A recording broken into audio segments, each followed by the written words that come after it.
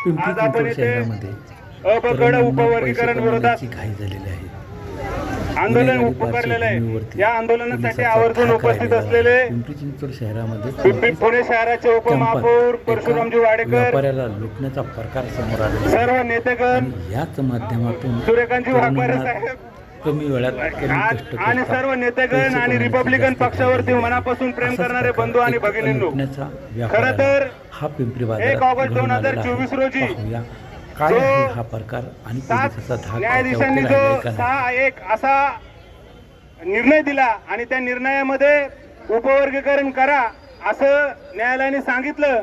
पण मी या ठिकाणी एक सूचना करू इच्छितो की आपण हे करत असताना ते आपण घटनात्मक आहे का?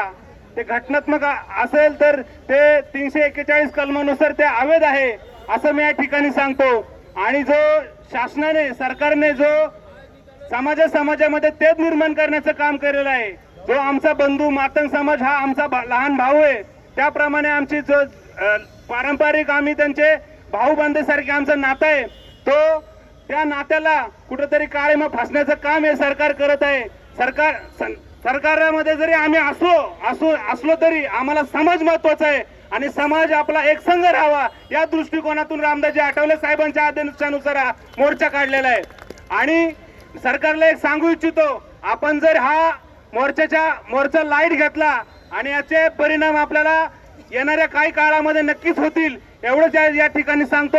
आणि उपवर्गीकरण ताबडतोब रद्द करावं, तात्काळ रद्द करावं अशा सूचना आपण या ठिकाणी सांगतो. धन्यवाद. जय भीम.